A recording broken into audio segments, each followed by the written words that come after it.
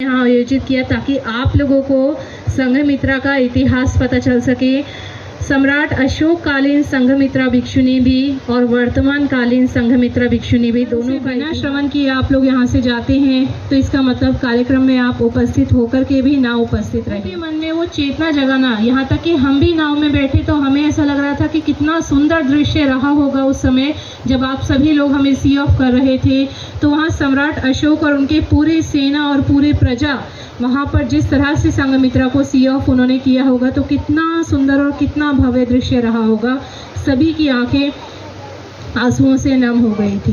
सम्राट अशोक की भी आंखें आंसुओं से नम हो गई थी, ऐसा महावंश में हमें वर्णन मिलता है। तर 2 कमी 70, मग 2 कमी 70 वयापर्यंत मी या समुद्राच्या किनारी पोहोचलेली आहे। गोविंदा गुरुजींची शिबिर मला समजायला लागली आणि शिबिर करता करता मी एकाच सतीपठण शिबिर गुरुजींच्या समोर केलं, बस एवढंच झालं माझं।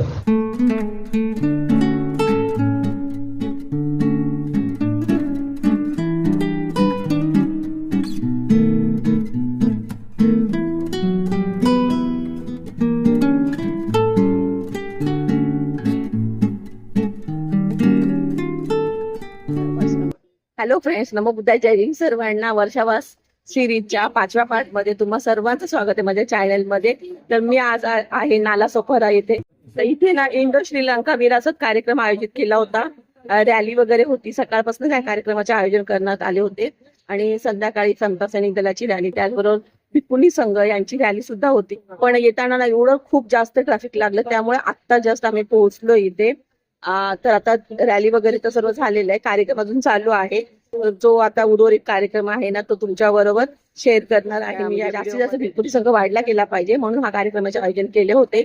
आणि संघमित्रा महाथेरीची भिक्खुनी आहेत, त्यांचा स्मृतिदिन आहे, त्या निमित्ताने ह्या कार्यक्रमाचे आयोजन केले होते। तर संघमित्राच्या ह्या आहे, संघमित्रा महाथेरी ह्या भिक्खुनी ज्या आहेत त्या सम्राट अशोकाच्या मुलगी आहेत। सम्राट अशोकाचे 2 मुलं महेंद्र आणि संघमित्रा यांना धम्म म्हणजे सम्राट अशोकांनी धम्माचा प्रसाद करण्याची जबाबदारी दिली होती त्यांच्यावर। तर आम्ही आता नालासोपाऱ्याला पोहोचलेलो कळंब बीच येथे आणि तर चला आता उर्वरित जो कार्यक्रम आहे तो तुमच्यावर मी शेअर करते।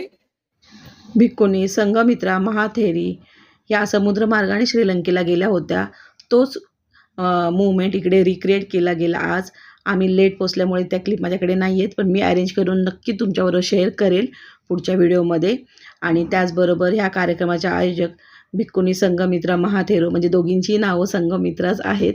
तर त्यांचा जीवन प्रवाससुद्धा आपल्याला ह्या व्हिडिओमधनं तुम्हाला ऐकायला भेटेल। आत्तापर्यंत त्यांचा जो म्हणजे चिवर घेतल्यानंतरचा प्रवास आहे तो या व्हिडिओमध्ये तुम्हाला ऐकायला भेटेल। तर चला आता व्हिडिओला सुरुवात करूया आपण। तर मला ना खूप म्हणजे छान वाटतं इकडे येऊन, कारण की हल्लीच मला यशोधरा नाटक बघण्याची सुद्धा संधी भेटली। तसं लेडीजला कायमच मागे ठेवलं जातं आणि त्यावेळेस मला यशोधरा नाटकाचा रीत तुमच्यावर शेअर करायला, त्याचबरोबर आज नालासोपारा येथे भिक्खुनी संघ आलेला आहे। तर हे सगळं शेअर करताना खरंच मला खूप छान वाटतं। तर आता जास्त वेळ न घालवता आपण लगेचच प्रोग्रामचा उर्वरित आहे तो बघून घेऊया।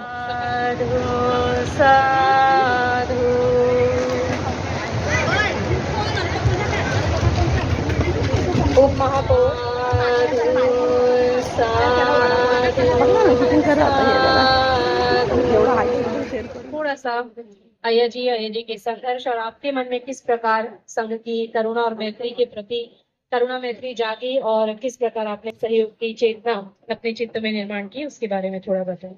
आजच्या या कार्यक्रमाच्या आयोजक भिक्खुनी संघमित्रा आज संघमित्रा गंधकुटी बुद्धविहार ट्रस्ट नालासोपारा आणि इंडो श्रीलंका विरासत कार्यक्रम समितीने आयोजित या कार्यक्रमामध्ये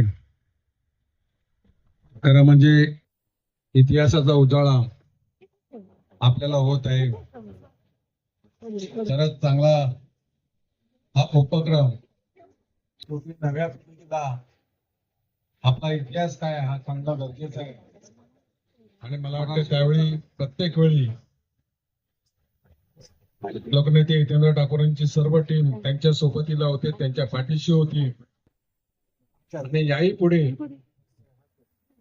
मुलाचा मार्गदर्शन पहिल्यापासून आहे. त्या विहारासाठी देखील महापालिका कितीही कमी परिणाम नाही. आम्ही वाटचाल चालू केलेली आहे. याआधी वाईट येतो आणि मी शुभेच्छा देतो का आपण जे काही कार्य पोलिसांकडे चालू असतो आणि धन्यवाद देते हो. और हम बहुत कुछ सुने हैं कि अपना जीवन छोड़ के जो आदमी धोखे में है उसको उनसे बाहर करके उनको शिक्षित करना अपने जो कार्यक्रम रहते हैं हम हर साल उनके लिए मदद करते रहते हैं.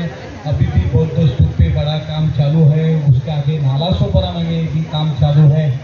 हमारे महापौर है, हमारे अप्पा जी है, वो भी बोलते हैं कि धर्म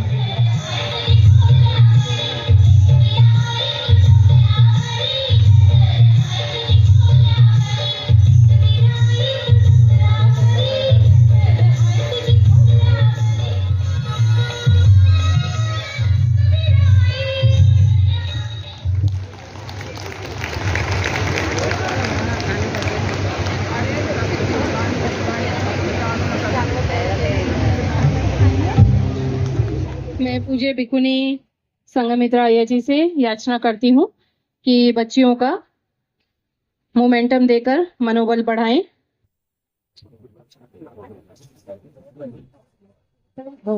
इसके पश्चात मैं पूज्य भिक्खु नागसेन जी से, कीर्ति पयो नागसेन जी से याचना करती हूँ कि आप पूज्य भिक्खुनी संघमित्रा जी के जीवन से जुड़े हुए धर्म के दृष्टिकोण से उनके संघर्ष को उजागर करें. भारतीय संविधानाचा विभाग जे महामानव ढाणीतलं खंडाचं बाबासाहेब आंबेडकर यांना विनम्र अभिवादन करून पूजनीय प्रसंग पूजनीय परिसंग श्रद्धा संपूर्ण और उपासक और उपासिका भगवान बुद्धाच्या कार्यक्रमाने श्री संघमित्रांनी त्यांच्याबद्दल आता आमच्या उपासक आपला विकास होतो. भगवंताच्या आदेशाप्रमाणे सर्व नीतीवे कार्यक्रम भजन हिताय जन लोकानुकंपाय अर्थाय हिताय सुखाय देव मनुष्यानं देशेत विकावे ब्रह्म आदि कल्याणम बच्चे कल्याणम यो सहन कल्याण.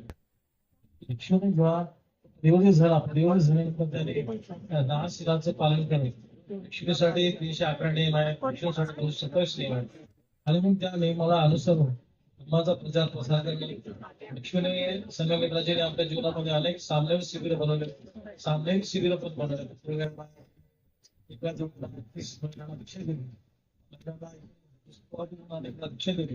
हा त्यांचा जो प्रवास आहे ते धर्माचा की बाबासाहेबांचा प्रयत्न की जोपर्यंत ज्या मातीचा माणूस भिक्षू होणार नाही किंवा भिक्षू होणार नाही तोपर्यंत तिथल्या लोकांना तो धर्म काय समजणार नाही. आणि मग त्यासाठी त्याने प्रत्येक भागामध्ये आमची लोकल भाषा आहे जर भिक्षू झाला तर तेव्हा तो लोकांना धर्म सांगू शकतो. आणि मग बौद्ध परंपरेमध्ये असे बरेच लोक आहेत ते अनेक विद्वान झाले. भाषेची समस्या असल्यामुळे त्यांना ते लोकांना काही समजत नाही. बौद्ध परंपरेमध्ये स्वतः आपण सकृतागामी अनागामी आणि ही जी परंपरा आहे त्या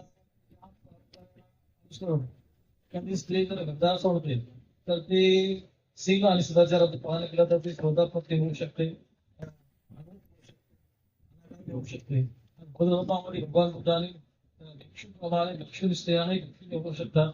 आणि मग आराध समन्विता आराध सीमा अनेक स्त्रिया ज्या आहेत त्या सुद्धा आराध झाल्या. आणि मग भगवान बुद्धाने जसं भिक्खू संघाला परिवर्तित केलं, संघ स्थापन केला तो चांगला पुढे संघाची स्थापना झाली. वैशालीला ते या ठिकाणी चापालचे येते.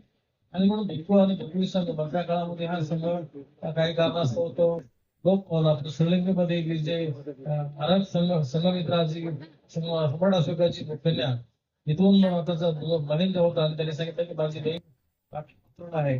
आणि मग ते या ठिकाणी आल्यानंतर त्या ठिकाणी देवनाम शिष्य आणि अनुला देवी यांनी ठरवलं की आपल्याला सुद्धा भिक्षूने संघात प्रवेश करायचा आहे. तेव्हा महिंद्राने आपल्या बहिणीला पाचन केलं आणि मित्रांना ती बुद्धीवरची संधी घेऊन या. त्याच ते पुनरागमन आहे की आपण या ठिकाणी या अरबी समुद्रामध्ये आजच्या या कार्यक्रमाच्या निमित्तानं दाखवलं की बुद्धीद्वारे कशा प्रकारे तिथे तिष्य नावाचा राजा तो आदर समुद्रामध्ये गेला आणि त्याने ते बोधी वृक्षाची पालनी घेतली. आजही तो बोधी वृक्ष अनुराधा पूर्ण आहे. आपण जर श्रीलंकेला गेलासारखं जाऊन बघा त्याला 2,500 वर्ष होऊन गेले. तो वर्ष हजर आहे आणि मग त्याचीच आपण जे अस्मार त्याचा आठवण आपण भिक्षू संघटनेची आवश्यकता होते की बरेच वर्ष आपण सर्वांचे सहकार्य. कारण भिक्षू हा काय की लोक जो उपासकांच्याच दारावर काम करतो. त्याला कुठला दाराचा दुसरा काही मार्ग नाही. धर्मासाठी त्यांनी घर देवपेशन केलं. त्याच्यामुळे की घराचा जर संबंध कपलेला असतो त्याच्यामुळे आपली भगवान बुद्ध म्हणाले की तो धर्माचा कार्य करतो. जो उपासक आहे उपासिक आहे तो माझ्या जवळ आहे. फक्त केवळ बाबासाहेबांच्या धर्मक्रांतीमुळे आपण पुढे जावं धर्माचं जर आचरण करत नसेल त्याला काही अर्थ नाही. आज आपण पाहतो की प्रत्येक माणूस हा प्रत्येक आपापल्या धर्माचं पालन करतो आणि मग भगवान बुद्ध त्या काळामध्ये हे भिक्खू मनुष्याने लोकांना उपसंहार करायचे. जर भगवान बुद्ध 6व्या वर्ष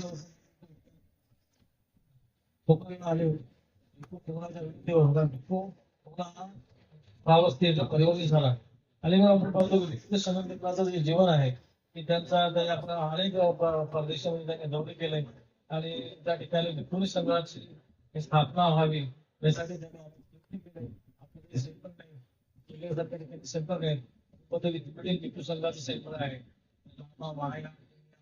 आपल्याकडे जे हिंदवादी परंपरा जे आहे ज्या ठिकाणी भिक्षुणी झाल्यानंतर ती प्रशिक्षित होईल ते पासून बनवण्यासाठी सुद्धा त्यांना बाहेरच्या भिक्षुणीकडूनच ते ऑर्गनायझेशन करावं लागतं करावं लागतं. आणि मग ही धर्माची परंपरा आहे की थेर गाथा आणि थेरी गाथा या दोन्ही गाथा आहेत. उपासकाने उपासिकेने संघाची सेवा भिक्षुवाच्या प्रकारे सन्मान असतो तशा प्रकारे भिक्षुला लोक पाचार करत नाही. त्याच्यामध्ये काहीतरी मतभेद वाटतं आणि मग त्यांना वाटतं बाबा भिक्षूच काहीतरी लोक काहीतरी करीत आहेत अशा प्रकारचे नियम उपासकांमध्ये सुद्धा निर्माण होतो. आपण समान अर्थाने भिक्षूला आणि भिक्षुणीला समान अर्थाने दान पालिकेची आहे भिक्षूसाठी कमी आणि भिक्षुणीसाठी कमी असं न करता सर्व समान दिले पाहिजे. खऱ्या अर्थाने बौद्ध धर्मामध्ये समता लोक असतात वास्तववादी जीवनावर तसं काय पळत नाही.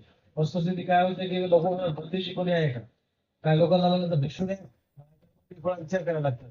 त्यांना वाटतं काय इथे नाही गेली बरेच असं वाटतं की आज आमच्याकडे भिक्षुणी धम्मदिन आहेत युट्यूबवरचे आहेत आमच्या भिक्षुणी सुविधी आहे ॲडव्होकेट आहे भिक्षुणी धर्मदर्शन ते सुद्धा प्राधिकृत आहेत.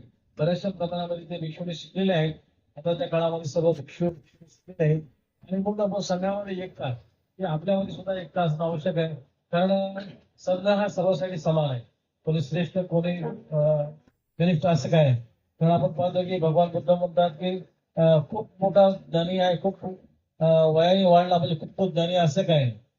भगवान बुद्ध जसं काढाच झाड आहे बड़े हुआ तो क्या हुआ भैया जैसे पेड़ पे जो पंछी को छाव तक न मिले चलला गया तो खूप मोठा झाला म्हणजे खूप ज्ञानी असं काय तो कमी बनतो पण आचरण करतो तो सर्वात श्रेष्ठ आहे.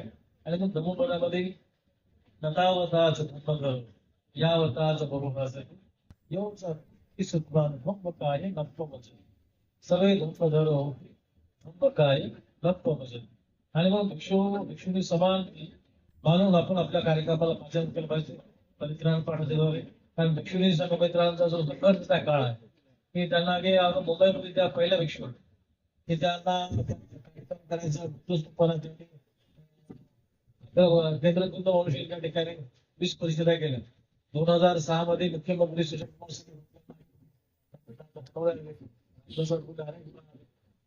गायकवाड आले अनेक खासदार आमदार आले पण भगवान बुद्धाच्या पदस्पर्शाने पाहून लक्षित आले उपोषित आहे. आता महान आले मोठा कार्यक्रम हळूहळू डेव्हलपमेंट होतात. त्यासाठी लक्ष्मी संघमित्र 6 महिने बैठक आणि मग आपण पाहतो की हा स्तोत्र आपण असता की नाही मला आठवत नाही. भिक्षुणी संघमित्राचा संघर्ष फार मोठा होता आणि म्हणून आपण भिक्षुणी संघमित्राच्या धम्मकार्याला यात सर्व काही धम्मदान करून त्यांना पुढे जाण्याची गती द्यावी अशा प्रकारे मी माझ्या धर्मावर अभ्यास करतो. सबका मनाला पुस्तकी सत्ता सुखी होईल आयोजित किया ताकि आप लोगों को संघमित्रा का इतिहास पता चल सके. सम्राट अशोक कालीन संघमित्रा भिक्षुनी भी और वर्तमान कालीन संघमित्रा भिक्षुनी भी दोनों का इतिहास आपको पता चल सके. लेकिन बिना श्रवण किए आप लोग यहाँ से जाते हैं तो इसका मतलब कार्यक्रम में आप उपस्थित होकर के भी ना उपस्थित रहे. तो इसीलिए इसका महत्व जानते हुए, इसका महत्व समझते हुए उनके मुख से इस कार्यक्रम को, उनके कितना संघर्ष रहा उसको सुनने के लिए आप सभी अपनी सीट ग्रहण करें और धर्म को ध्यानपूर्वक श्रवण करें, ऐसी मैं सभी से आग्रह करती हूँ। मैं पूजनीय भिक्खुनी संघमित्रा जी से याचना करती हूँ कि वे यहाँ मंच पर आकर सभी को इस कार्यक्रम और इसके पहले के जिस प्रकार विचार आपके मन में उत्पन्न हुआ, ऐसा विचार आना भी बहुत दुर्लभ है। संघमित्रा की यात्राएं हमने बहुत पढ़ी, YouTube पर सुनी, वीडियोस में देखी, किताबों में पढ़ी, महावंश, दीपवंश आदि किताबों में पढ़ी, परंतु उस दृश्य को पुनर्जीवित करना और उस दृश्य को पुनर्जीवित करके लोगों के मन में वो चेतना जगाना, यहाँ तक कि हम भी नाव में बैठे तो हमें ऐसा लग रहा था कि कितना सुंदर दृश्य रहा होगा उस समय जब आप सभी लोग हमें सी ऑफ कर रहे थे। तो वहाँ सम्राट अशोक और उनके पूरे सेना और पूरे प्रजा वहाँ पर जिस तरह से संघमित्रा को सी ऑफ उन्होंने किया होगा तो कितना सुंदर और कितना भव्य दृश्य रहा होगा। सभी की आंखें आंसुओं से नम हो गई थी, सम्राट अशोक की भी आंखें आंसुओं से नम हो गई थी, ऐसा महावंश में हमें वर्णन मिलता है। तो उस यात्रा को पुनर्जीवित करने का जो विचार है, ये दुर्लभ विचार कैसे उनके मन में उत्पन्न हुआ, मैं पूज्य भिक्खुनी संघमित्रा अय्या जी से याचना करती हूँ कि वे बताएं। भगवतो अरहतो सम्मा सम्बुद्धास्स नमो तस्सा भगवतो अरहतो सम्मा सम्बुद्धास्स नमो तस्सा भगवतो अरहतो सम्मा सम्बुद्धास्स भगवानंद मातुगाम तथागत भवेदिते धम्म विनय गारस्मानगारिया पभजे त्वासोतपति फलाम्पे सकृतगामि फलाम्पे अनागामी फलाम्पे अरहंत फलाम्पे सचिकातुंते। भगवान बुद्ध म्हणतात, हे आनंद, एक स्त्री गृहत्याग प्रवजित होते, गृहत्याग करते आणि धम्मविनय, त्या धम्मविनयाचा अभ्यास करते आणि प्रशिक्षित होऊन ती स्वतःपन्न सुकृतागामी अनागामी अरहंत अवस्था साक्षात्कार सुद्धा करू शकते। जोपर्यंत स्त्री गृहत्याग करू शकत नाही, विनयाचं पालन करू शकत नाही, तर तिला कोणतं फळ प्राप्त होऊ शकतं। आणि हे फळ प्राप्त करण्यासाठी जसा शेतकरी शेतामध्ये धान्य पिकवतो, त्याच्यासाठी त्याला सुद्धा शेतामध्ये किती कष्ट करावे लागतात, तर ह्या धम्मविनयाचं पालन करून जेव्हा एक स्त्री प्रवजित होऊन बाहेर पडते, घरदार सोडते, जशा महाप्रजापतीने सर्व राज वैभव सोडलं, परंतु महाप्रजापती पाठीमागं बघण्यासाठी गेले नाही। श्रीलंकेला संघमित्रा जेव्हा निघून गेली, परत पाटलीपुत्रामध्ये ती आली नाही। जशीच आपल्या सम्राट अशोकाने आपल्या मुलीला पाठवली, पण तिने संपूर्ण हा श्रीलंका देश बुद्धिस्ट करून टाकला। मी तुम्हाला सांगितलं सर्वांना, श्रीलंकन चिवर घालून या, कारण श्रीलंकाचा हा जो कलर आहे आणि सुरुवातीपासूनच आहे, तर तो आपल्याला जतन करायचा आहे, सांभाळून ठेवायचा आहे। तर आता हा जो कार्यक्रम आपण आयोजित केलेला आहे आणि तुम्ही सर्व भिक्षुनी या ठिकाणी आलात, आम्हाला छोटासा प्रोग्राम करायचा होता की जास्त लोक घ्यायचे नव्हते, परंतु खूप लोक आले। धम्मदिनारी आल्या, आमच्या धम्मदर्शिना महाथेरी त्यांनी आपली टूर त्यांनी कॅन्सल केली आणि या ठिकाणी आल्या।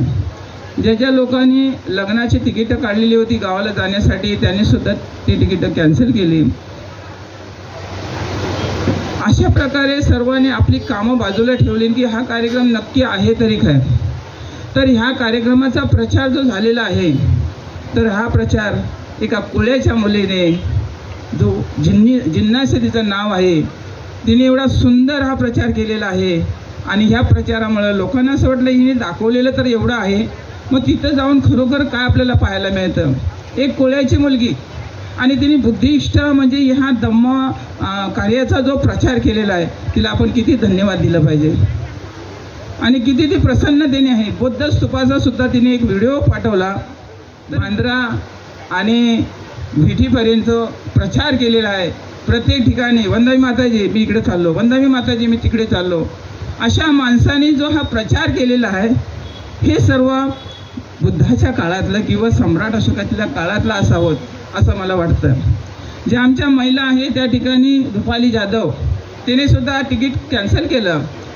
आमच्या हिंगोळ्याताई ह्याने सुद्धा तिकीट कॅन्सल केलं गावाला लग्नाला जाण्यासाठी, आणि त्यांनी रात्रंदिवस हा प्रचार केलेला, तर त्यांना सुद्धा धन्यवाद मी देत आहे. त्याशिवाय या ठिकाणी जो समता सैनिक दल आहेत, स्वाभिमान वाटतो की भीमराव साहेबांच्या ऑफिसमध्ये गेल्याच्या नंतर काळजी करू नका, संपूर्ण पालघर जिल्ह्यातलं तुमच्या मन असतं आपल्या माणसाचं की तुमच्या कार्यक्रमासाठी मी जरी नसलो तरी माझं समता सैनिक दल येईल आणि त्या समता सैनिक दलाचं मी सर्वांचं स्वागत करत आहे. असंच तुम्ही आमच्या पाठीशी उभं राहिलं पाहिजे की तुमची आम्हाला जरूर आहे, आमची तुम्हालाही जरूर आहे. त्याशिवाय आपल्या ऐरोलीच्या ज्या महिला मंडळ आहेत त्यातल्या शशिकला जाधव म्हणजे मेन हेड त्यातल्या, आणि त्यांनी ज्या अरुणा आयरे यांना जे तयार केले की मी जे आत्तापर्यंत काम केलं पण ह्याच्या पुढचं काम तुला करायचं आहे, तर रात्रंदिवस त्या कामाला लागलेल्या होत्या 1 महिनाभर, आणि खरोखरच त्या श्रीलंकेचा त्याने लोक करून या ठिकाणी दाखवला. या कार्यक्रमासाठी आमच्या विजया मैत्री आणि सुनीती आर्याजी या ठिकाणी उपस्थित आहेत, त्यांना सुद्धा मी धन्यवाद देते. आमच्या मयुरी या सुद्धा सतत माझ्या संपर्कात असतात की आपण असं करूया तसं करूया, परंतु हा पहिलाच कार्यक्रम आहे. सर्वांना मी सांगत आहे 100% तर मी कुठल्याही राजकारणाचा 1 रुपया घेतला नाही आणि माझ्या जीवनात 27 वर्षे केलेलं आहे. त्याशिवाय आमच्या पवईच्या अनुलाताई यांनी तर सुंदर या कार्यक्रमाचं रूपरेषा दाखवलेली आहे. एवढी सुंदर दाखवलेली आहे की असं कधी घडलं नव्हतं अशी त्यांनी दाखवलेली आहे. जेव्हा तुम्ही बोटीमध्ये बसला तेव्हा खरोखर आमच्या दंपतींना आर्यजी रडायला लागलं की हे क्षण आम्ही परत बघत आहोत. अशी संघमित्रा गेली असेल, अशा भिक्षुणी गेल्या असतील आणि अशी उपासक तिला सोडण्यासाठी पटनामध्ये आले असतील. काही लोक म्हणत होते की संघमित्रा इथून गेलीच नाही. तुम्ही पाहिली नाही, आम्ही पाहिली नाही, पण समुद्रातून गेली का नाही एवढं तरी आपल्याला माहिती आहे. बस आम्ही जिथं राहतो तोच आमचा इतिहास आहे आणि तोच आम्ही घडवणार आहे. संघमित्रा गेली नाही गेली, तुमच्या मताने नाही गेली, पण आम्हाला ती माहीत आहे की समुद्रामधून गेली, की अरबी समुद्रामधून तिची बोट अनुराधापूर या ठिकाणी पोचली. तर ह्या अनुराधापूरला मी गेल्या जवळजवळ 15 वर्ष त्या अनुराधापूरला त्या बोधी वृक्षाचं दर्शन घेण्यासाठी या ज्येष्ठ पौर्णिमेला जरूर जाते. आणि या ज्येष्ठ पौर्णिमेला हा कार्यक्रम निश्चित ठरला होता, परंतु त्याच्यामध्ये अडचण निर्माण झाली की बोटी बाहेर काढल्या जातील, तुमचा कार्यक्रम लवकर करा म्हणून. कारण मला त्या श्री महाबोधीचं दर्शन करायचं आहे. अशी पण घटना घडली असेल, परंतु जोपर्यंत मी जिवंत आहे तोपर्यंत त्या महाबोधीचं मी दर्शन करू शकते. या ठिकाणी आमचं सम्राट म्हणून आमचे जे बनलेले आहेत अचानक तयार झाले. माझ्याकडे सर्वच काय आहे, परंतु त्यांना थोडासा वेळ झाला, तरीसुद्धा या ठिकाणी ते आलेले आहेत. त्यांचंसुद्धा आपण स्वागत करूया. सर्वांचं स्वागत आहे, सर्वांचं नाव घेत नाही. ज्यांनी मग ह्या कार्यक्रमासाठी दान दिलेलं आहे ते सुद्धा खरोखरच त्यांचंसुद्धा आपण स्वागत करूया सर्वांचं. आता माझा संघर्ष प्रदीपने सांगितला. प्रदीप खरोखरच लहान होता, मी त्याला प्रदीपने एवढं दुःखातून शिक्षण घेतलं असताना आपली डिग्री सांगितलेली आहे. मी म्हणायचे अरे तू जा, तू 10वी पास झालंस, कशाला तू असा करतो, जा ना, मी तुला तू कॉम्प्युटर शिकवलेलं मी पैसे देते, मला कोण देईल ना त्यातलं मी तुला देते, पण तू शिक. परंतु त्याची शिकण्याची एक इच्छा होती म्हणून आज तो चांगल्या पदावर तो पोचलेला आहे. असा प्रदीप हा गरिबातून झोपडपट्टीतून चांगला मुलगा घडला आणि त्यांनी या ठिकाणी तुम्हाला सत्य परिस्थिती सांगितली. ह्या झोपडपट्टीमध्ये मला कुणीही त्रास दिला नाही. आमचे या ठिकाणी पाखरे बसलेले आहेत, कुणीही मला त्रास दिला नाही. मीही कोणाला त्रास दिला नाही खाण्याचा आणि पिण्याचा. मी भिक्षुणी झाली, मला जेवायला पाहिजे, मला 12च्या आत भोजन पाहिजे, मला पाणी पाहिजे, मला नाश्ता पाहिजे, कधीही मी कोणाला सांगितलं नाही. प्रश्न असं आहे की नालासोपाऱ्यातलं बोधस्तूप कोणालाही माहीत नव्हता.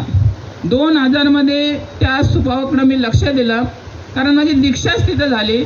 माझे गुरु अस्वाजी त्यांनी काय सांगितलं, तुला आता घर नाही आणि आमच्याकडं पण तू यायचं नाही, तुला जे काय करायचं ते कर, परंतु हा जो बौद्ध स्तूप आहे त्याच्याकडे तुला लक्ष दिलं पाहिजे.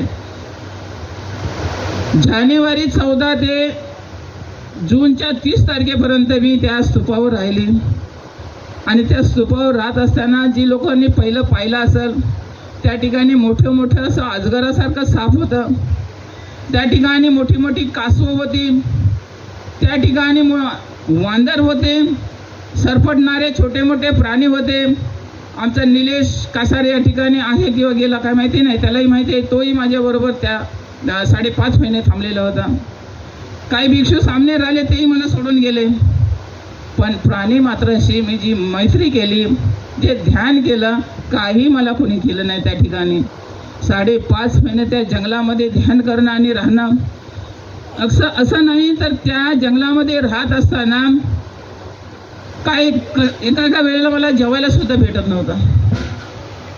त्या ठिकाणच्या आंबे खाऊन सुद्धा मी राहिलेले आहे. तशी मी त्या ठिकाणी 5.5 महिने मी काढले आणि त्या त्यागाचा आणि त्या ध्यानाचा मला आज या ठिकाणी सर्व प्रचार प्रसार करत असताना रत्नागिरी, खेड, चिपळूण, मंडणगड, पूर्ण कोकण पट्टा मी फिरले. आणि कोकण पट्ट्यामध्ये फिरून, झोपडपट्टीत फिरून, गरिबाच्या घरी फिरून त्या ठिकाणी धम्म सांगितलं नाही तर तुमचं नाव काढा कसं, त्याच्यामध्ये लिहा कसं, उद्या तुमची सही करायला कशी येईल, अशापर्यंत मी लोकांना आणि महिलांना शिकवित गेली. छोट्या मुलांना सुद्धा मी सामनेर बनवित गेली, सामनेर आणि सामनेरी. आणि हे करत असताना या ठिकाणी जे नागशनबंती बोलत होते यांनी मला आतापर्यंत साथ दिलेली आहे. मी नुसते भिक्षुणीसाठीच नाही तर भिक्षू सुद्धा माझ्याकडे सहारा मी देत आहे. काही उपासकांना मी सहारा देत आहे. तुम्हाला जर राहायचं ते जर कुठं व्यवस्था नसेल, राहावा तुम्ही त्या ठिकाणी, परंतु राहत असताना तुम्ही हे विहार सांभाळलं पाहिजे आणि मैत्री भावनेने राहिलं पाहिजे. असं मी माझंच सोचलं नाही, परंतु या ठिकाणी संपूर्ण प्रचार करत असताना मी महाप्रजापती गौतमी ही माझ्या लक्षात आली आणि वैशाली मी गाठली, बुद्धगया गाठली. माझ्याबरोबर आमच्या आर्यशिला ह्या आहेत. आम्ही त्या ठिकाणी महाप्रजापतीचा जो कार्यक्रम घेतलेला होता तर सर्वांनी म्हणजे भिक्षुणीनेच आम्ही पैसे काढले आणि तेवढ्याचाच आम्ही कार्यक्रम केला. तो त्या ठिकाणच्या लोकांनी पाहिला. त्याच्यानंतर म्हणले आपण इथे बुद्धगयेत करण्यापेक्षा आपण मेन जागेवर काय करू नये. मग आम्ही मेन जागेवर तो कार्यक्रम कुटागर शाळा, वैशाली या ठिकाणी मी करायला लागली आणि त्या ठिकाणी सामनेरी पण मी बनवायला लागली. म्हणजे कोकण पट्टा हा प्रचार करत असताना, संपूर्ण रत्नागिरी जिल्हा करत असताना मी बुद्धगयेपर्यंत हा प्रचार प्रसार केला. आणि हा करत असताना आज माझं वय किती झालेलं आहे तर 2 कमी 70. मग 2 कमी 70 वयापर्यंत मी या समुद्राच्या किनारी पोचलेली आहे. पहिली मी भारतीय बौद्ध महासभेची केंद्रीय शिक्षिका होती, त्याच्यातूनच मी घडली. कारण एवढं त्या ठिकाणी असं शिक्षण भेटायला लागलं सुरुवातीपासून. आणि मग माझ्या मनामध्ये आपले गोयंका गुरुजींची शिबिरं मला समजायला लागली. आणि शिबिर करता मी एकच सतीपठण शिबिर गुरुजींच्या समोर केलं, बस एवढंच झालं माझं. मी 45 दिवसाची तेवढी करू नये, तेवढ्यातच मी गुरुजींच्या सामने ते शिबिर केलं आणि माझ्यामध्ये वैराग्य निर्माण झालं. साधं नाही वैराग्य निर्माण होण्यासाठी परिपूर्ण घराला मी पाठ फिरवली. आतापर्यंत त्या घरामध्ये मी 27-28 वर्षे मी माझं घर पाहिलं नाही. कारण माझ्या समोर होते की बाबासाहेबांचा चुलता जेव्हा घर सोडून गेल्याच्या नंतर त्याचा आत्तापर्यंत इतिहास नाही. आणि त्यांच्याच मी खानदानीतले आहे, कोकण कन्या म्हणून. बाबासाहेबांचीच मी नातेवाईक आहे, कोकण कन्या म्हणून मला फार स्वाभिमान आहे. आणि तेच माझे अंगीकारलेलं आहे की आपण एकदा सोडलेलं परत त्या ठिकाणी आपण जाऊ शकत नाही, आपण पुढे चालायचं आहे. तर ह्या समुद्र किनाऱ्यापर्यंत मी आता आलेली आहे. आता पुढचं कार्य काय करायचं, पण मला आता तुम्हाला वाटत असेल की एवढं वय नसेल, परंतु मी आता फार मोठी थकलेली आहे. पण पुढे काय करावं, या कोलीवाड्यामध्ये कार्यक्रम करणं म्हणजे साधं आहे का? पण लोकांनी मला किती मदत केली. आपला समाज नाही इथे, परंतु ह्या कोळीवाड्यामध्ये जेव्हा मी कार्यक्रम घेतला तेव्हा आपले राजाराम पाटीलला खूप मोठा आनंद झाला की आमच्या कोळीवाड्यामध्ये तुम्ही गेलात. आणि खरोखरच मी या कोळीवाड्यामध्ये आता आली म्हणजे कार्यक्रम नाही तर त्यांच्या मुलीने या ठिकाणी एकवीरा आई म्हणून गाणं म्हणण्यासाठी तुम्हाला एक करमणूक दाखवली. तर एकवीरा आई कोण आहे ते राजाराम पाटील आपल्याला सांगू शकतात. आणि त्या मुलीने एवढा सुंदर डान्स करून गेला. तर यांचं परिवर्तन आपण डायरेक्ट करू शकत नाही, यांचं आपण डायरेक्ट परिवर्तन करू शकत नाही, परंतु बुद्ध काय आहे आणि बाबासाहेब काय आहे ते थोडं थोडं सांगता गोडीने आनंदाने आपण त्यांच्यापर्यंत पोचलं पाहिजे. पहिलं मला बोलायला सुद्धा येत नव्हतं. मग विश्वदानंद बंतेजी बोलला असं करा ना, ही सर्व झाडं आहेत त्यांच्याशीच बोलत राहा. असं कसं म्हणले बोलो, तुम्ही बोलतच राहा म्हणले. मग मी झाडांशीच बोलायला लागले. बोलता बोलता मला संपूर्ण बोलता आलं. मला विश्वदानंद बंतेजी फोन करायचे, कसं काय चाललंय तुझं तिकडे भाषण. म्हणजे चांगलं बंतेजी चाललंय तुम्ही जसं सांगितल्याप्रमाणे. म्हणजे प्रत्येक बंतेजीने मला काय केलेली आहे, मदत केलेली आहे. प्रत्येक बंतेजीने मार्गदर्शन केलेलं आहे. आणि जशी मी बोलते तसं तसं ते मला मार्गदर्शन करत असतात. खरोखर ते वंदनीय आहेत भिक्षू. आणि मी त्या झाडांशी बोलता बोलता आज मी माईक घेऊन बोलत आहे. आणि माईक घेऊन बोलत असताना मला खूप आनंद होतो आणि त्यांची मला आठवण येत असते भिक्षूंची. असं नाही, भिक्षू हे सुद्धा आपले भाऊ आहेत, आपले वडील आहेत. माझे गुरु अस्वाजित बंतेजी आमच्या शशिकला चालतील. हा जो संकल्प जेव्हा आपण चांगला करतो ना तेव्हा चांगलंच आपल्याला घडत असतं. तसंच मी अस्वाजित बंतेजीकडे मी 5 वर्ष जात होते, पण 5 वर्ष त्यांनी दाद दिली नाही. तुझं घरच्यांची परवानगी आणायला पाहिजे आणि तुला हे झेपणार नाही का, कुठे आहेत भिक्षुनी, दिसतात का तुला, असं करून 5 वर्षे घालवली. पण खेमा माताजीला माझ्या जवळ आणून बसवली आणि दीक्षा दिली. हे विनयशील माझे बंतेजी होते. खेमा माताजी आजारी होत्या, तुम्ही खुर्चीवर फक्त बसा, मला भिक्षुनी संघ दाखवला पाहिजे तेव्हाच मी हिला दीक्षा देईन. मग खेमा माताजी आजारी असताना बसल्या आणि त्यांनी माझा दीक्षेचा कार्यक्रम ह्या नालासोपारा नगरीमध्ये केला. खरोखरच माझे गुरु आहेत नाहीत, पण आता पाहिजे होते की मी त्यांच्याकडनं तो विनय शिकलेले आहेत. माझा स्वभाव सुद्धा कडक आहे, नागशनबंदीला माहिती आहे, पाखऱ्यांना सुद्धा माहिती आहे. हे झालंच पाहिजे, हे नाही तर मग हे झालंच पाहिजे. बौद्ध स्तूपावर तुम्ही जर घाण टाकली मी उचलून तुमच्या घरी आणणार, एवढं माझं कडक होतं. म्हणून आता कोण बौद्ध स्तूपावर त्या ठिकाणी कचरा टाकत नाही. आणि तो बौद्ध स्तूप हेच माझ्या कार्याचा मी केंद्रबिंदू मानले. मी ज्या अवस्थेत राहते, दमदिना आर्यजींना माहिती आहे, दमदर्शना आर्यजींना माहिती आहे कोणत्या अवस्थेत राहते, किती वर्षे मी तिथं चढणार आहे. या ठिकाणचे लोक असतील त्यांना माहिती आहे की कोणत्या अवस्थेमध्ये राहतात. आणि तुम्ही एवढं कसं काय कार्यक्रम करतात. हे सर्व कार्यक्रम करताना आपल्याला शील असलं पाहिजे, अधिष्ठान असलं पाहिजे. आणि तेव्हा आपले देव देवता आपल्याला मदत करत असतात. कोण आहेत माझ्या पाठीमागं, कोणत्या संघटना आहेत, कोणते पुरुष आहेत, कोणते बंतेजी आहेत. हे सर्व करत असताना मी एकटीच करत आहे. हे केलं पाहिजे, ते केलं पाहिजे. आणि ह्या सगळ्या करत असताना सगळे देवदेवता आपल्याला मदत करत असतात. तर मी अधिक जास्त न बोलता मी माझ्या स्वतःवरच काय बोलू, मी माझा त्याग केलेला आहे. आणि मला कोणतं तरी मला फळ प्राप्त झालं पाहिजे, काहीतरी झालं पाहिजे. मला पैसे नकोत. आतापर्यंत मी किती पैसे कमवलं असतं, मी पैसा कमवला नाही.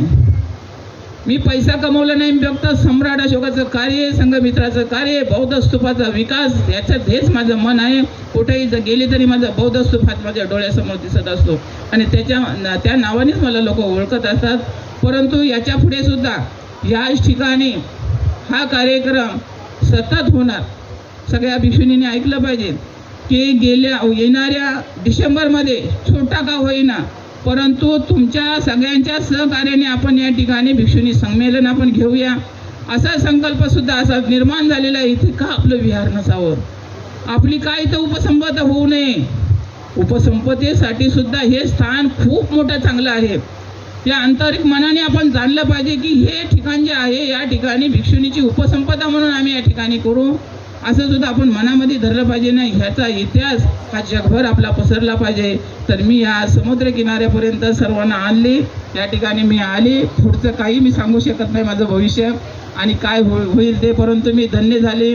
खूप मोठं हे एवढा कार्यक्रम होईल असं नाही, परंतु मला ऐरोलीच्या महिलांनी खूप मोठी साथ दिली, आमच्या अनुराताईंनी पण खूप मोठी साथ दिली, खूपच दिली. एवढं सुंदर त्यांनी आज या ठिकाणी सर्व गाण्यावर किती म्हणजे आपला आनंद व्यक्त केलेला आहे. तर असंच आपण करूया आणि पुढचं कार्य करूया. आपण सर्वांनी साथ दिली, सर्व या ठिकाणी आलात. धन्यवाद तुम्हाला सर्वांना, आशीर्वाद, मंगलकामना. याच ठिकाणी कारण आपला वेळ होत आहे. आमच्या सुनीता हे सुद्धा 2 शब्द बोलणार आहेत, दर्शना सुद्धा बोलणार आहेत. परंतु जेवणासाठी जे आहे तर जेवण तुम्ही घेऊन जेवलं तरी चालेल, परंतु जेवता जेवता ऐकलं तरी सुद्धा चालत. कारण गाडीमध्ये सुद्धा डबा खाता खाता लोक आपल्या ड्युटीला जातात. तसं तुम्ही ऐका, तुम्ही खाता खाता सुद्धा ऐकलं पाहिजे. पण मंदिना आर्याजी पण बोलणार आहेत आणि राजाराम पाटील हे महत्त्वाचं बोलणार आहे. तर माझ्यानंतर राजाराम पाटील बोलतील, कारण त्यांचं महत्त्वाचं बोलणं आहे. त्यांच्या कोलीवाड्यात मी आलेले आहे. काय कोलीवाड्यामध्ये मी आलेली आहे आणि कोलीवाड्यामध्ये सुद्धा मी तुमच्या माहितीसाठी सांगते की कोलीवाड्यामध्ये मी राहिलेली आहे आणि कोलीवाड्यामध्ये सुद्धा माझं जीवन गेलेलं आहे. तर आज आता यापुढे सुद्धा माझ्यानंतर त्यांना बोलायला द्याल एवढी मी माझे 2 शब्द इथे संपवित आहे. बहुत साधुवत पूजनीय भिक्खुनी संघमित्रा आर्या जी, आपने जो बताया हम लोग केवल उसे शब्दों में यहाँ सुन सकते हैं, लेकिन अगर आप लोगों ने गंभीरता से सुना होगा तो निश्चित रूप से आपने उस समय को महसूस भी किया होगा कि किस प्रकार वो हमें यहाँ इस भूमि तक, समुद्र तक लेकर आए, जिस समुद्र में से संघमित्रा ने श्रीलंका की यात्रा शुरू की. और वो ऐतिहासिक यात्रा आपको मालूम है कि भारत में, संपूर्ण भारत में, तो ये आसान यात्रा नहीं रही होगी. निश्चित रूप से आज हमारे पास में फोन है, इंटरनेट है, उसके बावजूद भी हम लोग उतनी दूर तक नहीं पहुंच पा रहे जहां बिना फोन और इंटरनेट के संघमित्रा भिक्षुनी पहुंची. और पहुंची ही नहीं बल्कि धर्म को ऐसा पहुंचाया कि आज 2500 वर्षों बाद भी हम उसका लाभ यहाँ बैठ करके योग रहा है. आज आपने देखा होगा कि अय्या जी के पीछे जो छतरी लेकर, उनके एक तरह से महामात्य बनकर पीछे छतरी लेकर चल रहे थे, साथ में राजाराम पाटिल जी वो पीछे जरूर चल रहे थे. और आज छतरी लेकर ही नहीं बल्कि कई वर्षों से अय्या जी के पीछे चल रहे हैं और अय्या जी के प्रति उनका मन में बहुत सम्मान और कृतज्ञता है कि आपकी वजह से हमारे कोरी समाज में धम्म का उजागर हुआ है. वे स्वयं भी एक अन्य वर्ग से होने के बावजूद भी बुद्ध धम्म को इतनी श्रद्धा से देखते हैं और इतने अच्छे से शीलों का पालन करते हुए बुद्ध के धम्म को अंगीकार करने का प्रयास करते हैं. तो हम उनसे भी इस कार्यक्रम और अय्या जी के विषय में 2 शब्द सुनना चाहेंगे. 2 नहीं, अय्या जी ने बोला था कि उनको ज्यादा समय देना है, सबसे ज्यादा समय राजाराम पाटिल जी को देना है. तो आपका समय है, आप जितना समय लेना चाहें. मैं आपसे आग्रह करती हूँ कि आप आए और अपने शब्द कहें.